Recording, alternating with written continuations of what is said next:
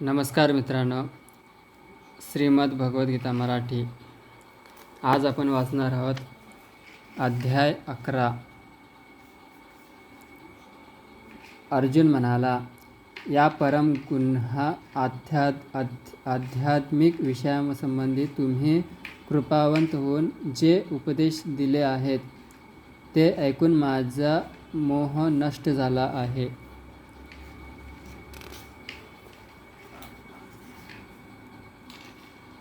हे कमलनयन, जीवांच्या उत्पत्ती आणि लयविषयी मी तुमच्याकडून सविस्तरपणे ऐकले आहे आणि मला तुमच्या अगाध अव्ययी महात्म्यांची अनुभूतीही झाली आहे. हे पुरुषोत्तम, हे परमेश्वर, तुम्ही स्वतः वर्णन केल्याप्रमाणे तुमचे मूळ स्वरूप मी जरी माझ्यासमोर पाहत असलो तरीही या प्रकृत सृष्टीत तुम्ही कसे प्रविष्ट झाला आहात हे मी पाहू इच्छितो. मला तुमचे ते रूप पाहण्याची इच्छा आहे. हे प्रभू, मला तुमचे विश्वरूप पाहणे शक्य आहे असे जर तुम्हाला वाटत असेल तर हे योगेश्वर, तुम्ही कृपया ते आपले अमर्याद विश्वरूप मला दाखवा. श्री भगवान म्हणाले, हे अर्जुना, हे पार्थ, आता माझे ऐश्वर्य पहा. अलौकिक आणि नाना वर्णीने युक्त अशी माझी सहस्त्रवधी रूपे पहा. हे भरतश्रेष्ठ, आदित्य, वसु, रुद्र आणि अश्विनी कुमारांच्या विविध रूपांना आणि इतर सर्व देवतांना या ठिकाणी पहा. यापूर्वी कोणत्याही मनुष्याने कधीच न पाहिलेले किंवा न ऐकलेले अनेक अद्भुत रूपे पहा. हे अर्जुना, तू जे काही पाहू इच्छितोस ते आता माझ्या या देहामध्ये पहा. तू आता जे काही पाहू इच्छितोस आणि भविष्यामध्येही तुला जे काही पाहावयाची इच्छा असेल ते सर्व हे विश्वरूप प्रकट करू शकते. संपूर्ण चराचर या एकाच ठिकाणी स्थित आहे, परंतु तू स्वतःच्या वर्तमान नेत्रांनी मला पाहू शकणार नाहीस. म्हणून मी तुला दिव्य नेत्र प्रदान करतो. माझे योग ऐश्वर्य पहा.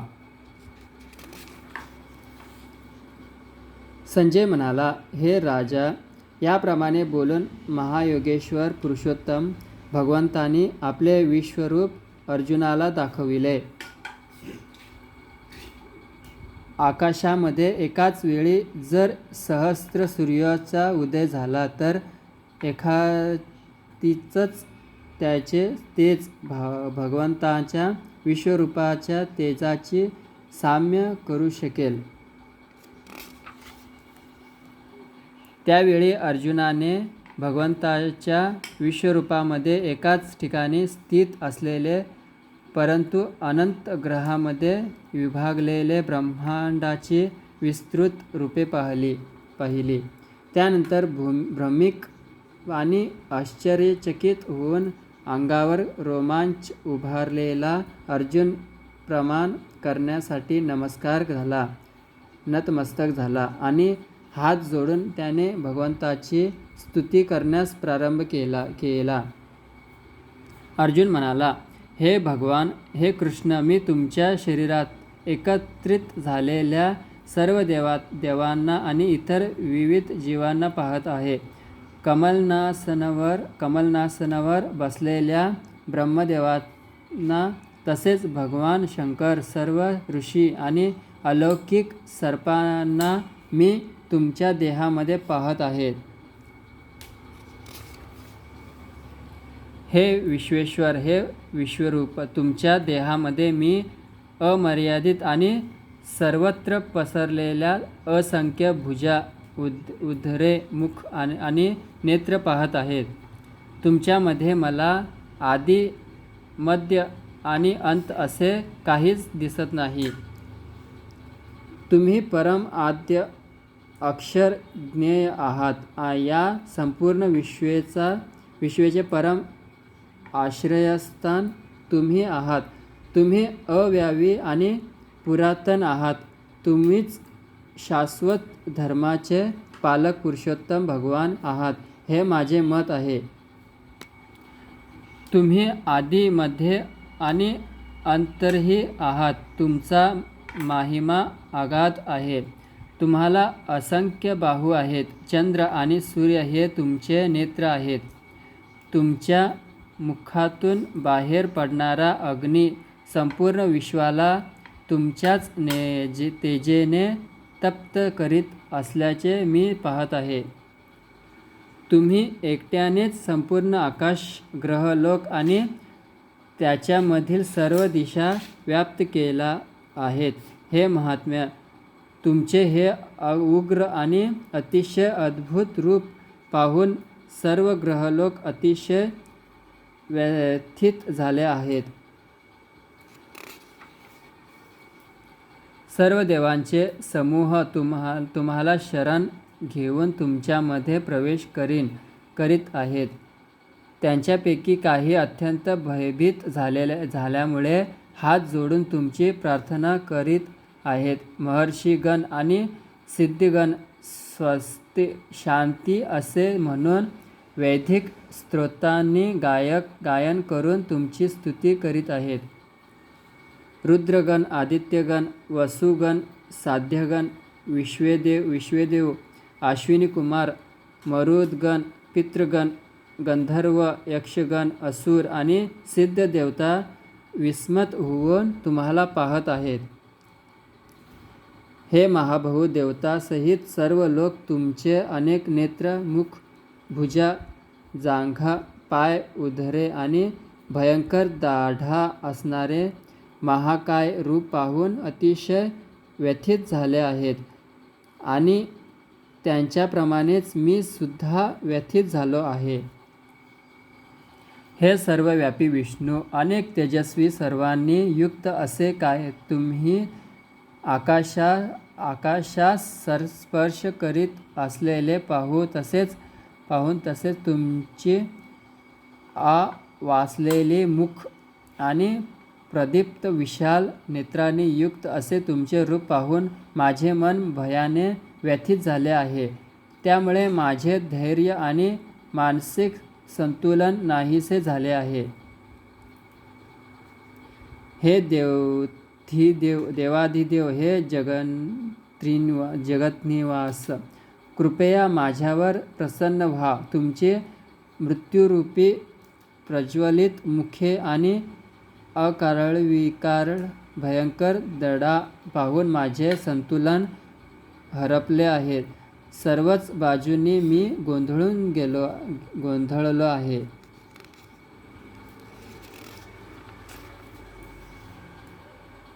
स्वपक्षीय राजसिंहित सर्व धृतराष्ट्रपुत्र, भीष्म, द्रोण, कर्ण आणि आमच्या पक्षातील मुख्य योद्धेही तुमच्या भयंकर प्रमुख त्वरित प्रवेश करीत आहेत.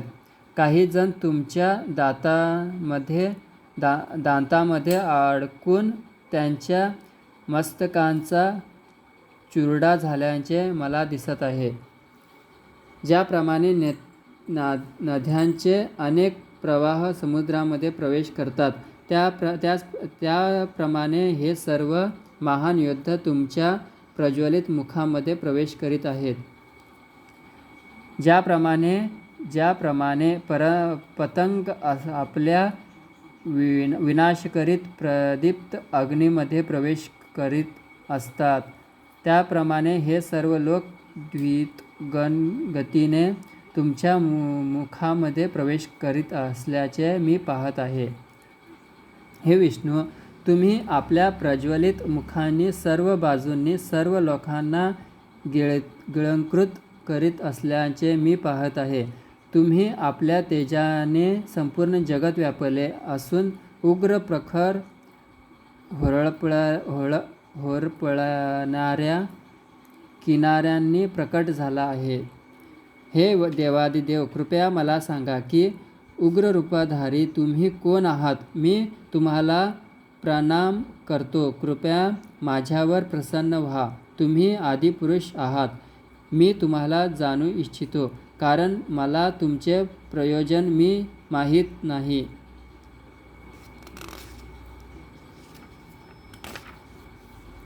श्री भगवान म्हणाले, जगतांचा विनाश करणारा काळ मी आहे आणि सर्व लोकांचा संहार करण्यासाठी मी या ठिकाणी आलो आहे.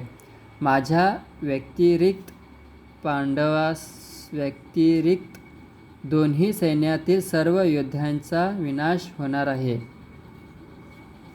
म्हणून उठ, युद्धास सिद्ध हो आणि यश प्राप्ती कर. शत्रूवर विजय मिळव आणि समृद्ध राज्यांचा उपभोग घे.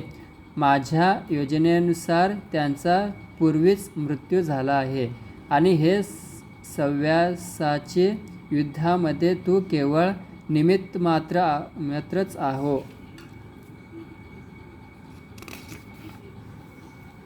द्रोण, भीष्म, कर्ण आणि इतर शूरवीर योद्ध्यांना मी पूर्वीच मारलेले आहे.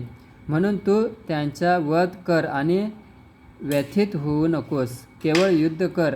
त्यामुळे युद्धामध्ये तू शत्रूवर विजय प्राप्त करशील. संजय धृतराष्ट्राला म्हणाला, हे राजन, भगवंताकडून हे वचन ऐकून थरथर कापणाऱ्या अर्जुनाने हात जोडून पुन्हा पुन्हा नमस्कार केला. अत्यंत भयभीत झालेला अर्जुन सद्गतीत स्वरांत भगवान श्रीकृष्णांना असे म्हणाला. अर्जुन म्हणाला, हे ऋषिकेश, तुमच्या नामश्रवणाने संपूर्ण जगत हर्षोल्हासित होते. सर्व लोक तुमच्यावर अनुरक्त होतात. सिद्ध पुरुष जरी तुम्हाला नमस्कार करीत असलेले तरी राक्षस भयभीत होऊन इतस्तत पळत आहेत. हे सर्व योग्यच घडत आहे. हे महात्मन, ब्रह्मदेवापेक्षाही श्रेष्ठ असे आदिसृष्टीकर्ते तुम्ही आहात. तर मग त्यांनी तुम्हाला का बरे आदरपूर्वक नमस्कार करू नये? हे अनंता, हे देवादिदेव, हे जगज्निवास श्री, भौतिक सृष्टीच्या पलीकडे असणारे तुम्ही परम अविनाशी सर्व कारणांचे कारक आहात.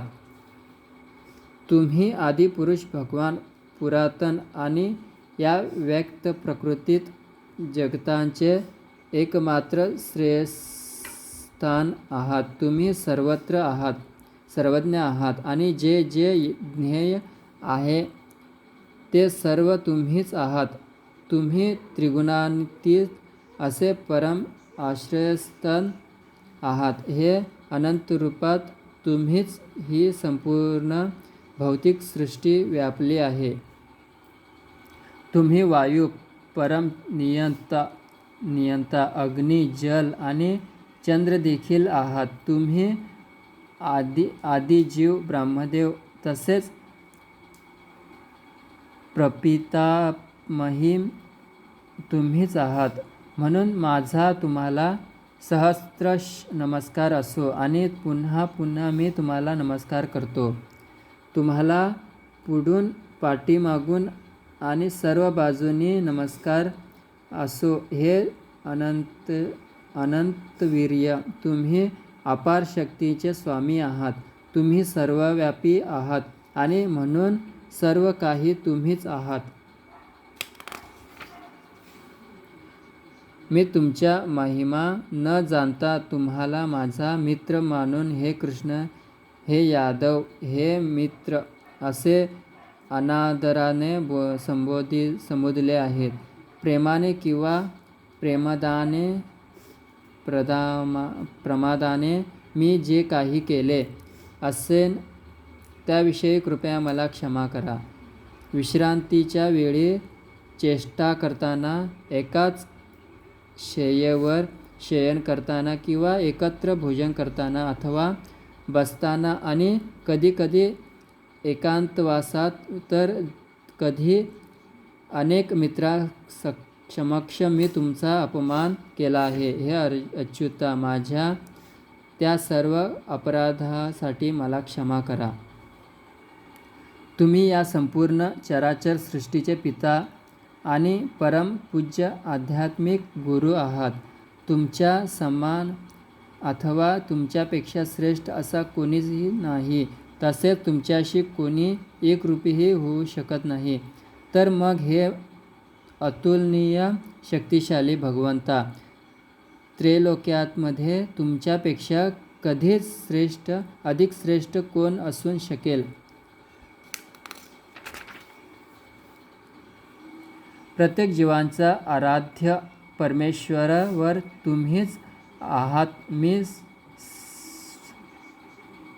साष्टांग प्राणिपात करून तुमच्याकडे कृपासना करीत आहे. ज्याप्रमाणे पिता आपल्या पुत्राचा उर्मटपणा सहन करतो, एक मित्र दुसऱ्या मित्राचा उद्धटपणा सहन करतो, किंवा पती आपल्या प्रिय पत्नीचा उद्धटपणा सहन करतो, त्याप्रमाणे कृपया मी केलेले अपराध सहन करून मला क्षमा करा. पूर्वी मी कधीही न पाहिलेले विश्वरूप पाहिल्यानंतर आनंदित झालो आहे. परंतु त्याच वेळी भयाने माझे मन व्याकुळही झाले आहे. म्हणून हे देवादिदेव, हे जगन्निवास, कृपया माझ्यावर प्रसन्न व्हा आणि तुमचे पुरुषोत्तम भगवान रूप प्रकट करा. हे विश्वमूर्ते, हे सहस्रबाहो भगवान, मस्तकावर मुकुट धारण केलेल्या आणि शंख चक्र गदा पद्मधारी तुमचे चतुर्भुज रूप मी पाहू इच्छितो. तुम्हाला त्या रूपामध्ये पाहण्यासाठी मी आतुर झालो आहे. श्री भगवान म्हणाले, हे अर्जुना, मी तुमच्यावर प्रसन्न होऊन माझ्या अंतरंग शक्तीद्वारे या प्राकृत जगतात हे परम श्रेष्ठ विश्वरूपी तुम्हाला दाखविले. तुझ्या वाचून पूर्वी कोणीच हे अनंत तेजोमय आणि आद्य रूप पाहिलेले नाही. हे कुरुप्रवीर, तुझ्यापूर्वी माझे हे विश्वरूप कुणीही पाहिले नव्हते. कारण वेदाध्यायाने, यज्ञाने, दानाने, पुण्यकर्म करण्याने किंवा उग्र तप करण्याने मला विकट रूपात या भौतिक जगतामध्ये पाहणे शक्य नाही. माझे हे भयंकर रूप पाहून तू व्यथित आणि भ्रमित झाला आहेस. आता हे रूप मी समाप्त करतो. हे मदभक्ता, सर्व क्लेशातून मुक्त हो. मला जे रूप पाहण्याची इच्छा आहे ते रूप तू आता शांती चित्ताने पाहू शकतोस. संजय धृतराष्ट्राला म्हणाला, भगवान श्रीकृष्णाने याप्रमाणे बोलून अर्जुनाला आपले मूळ चतुर्भुज रूप आणि शेवटी द्विभुज रूप दाखविले. अशा प्रकारे त्यांनी भयभीत अर्जुनाला धीर दिला. श्रीकृष्णांचे मूळ रूप पाहून अर्जुन म्हणाला, हे जनार्दन, तुमचे हे अति सुंदर मनुष्य रूप पाहून मी आता शांतचित्त झालो आहे आणि मी आपल्या पूर्वस्थितीवर आलो आहे. श्री भगवान म्हणाले, हे अर्जुना, आता तू जे माझे रूप पाहत आहेस त्याचे दर्शन होणे अतिशय दुष्कर आहे. देवता सुद्धा हे मधुर रूप पाहण्याची संधी प्राप्त करण्याचा नित्य प्रयत्न करतात. आपल्या दिव्य चक्षुद्वारे तू जे रूप पाहत आहेस ते केवळ वेदाध्यायाने, कठोर तपाने, दानाने किंवा पूजेने जाणणे शक्य नाही. या साधनाद्वारे कोणीही मला माझ्या मूळ स्वरूपामध्ये पाहू शकत नाही. हे अर्जुना, मी जसा तुझ्यासमोर उभा आहे तसे मला केवळ अनन्य भक्तिमय सेवेनेच जाणणे शक्य आहे आणि या प्रकारे मला साक्षात पाहता येते. केवळ याच मार्गाने तू माझ्या रहस्यमय तत्वात प्रवेश करू शकतोस.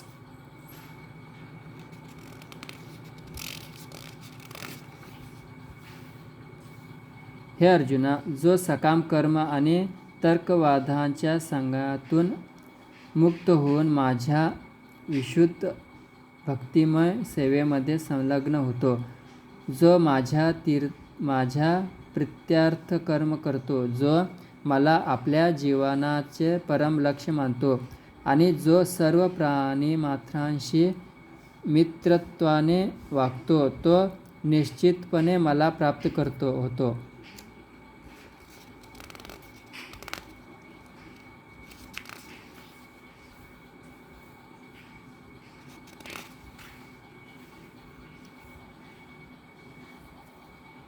धन्यवाद मित्रांनो. आपला हा 11वा अध्याय समाप्त झालेला आहे. का चुकला असेल तर माफ करा. धन्यवाद.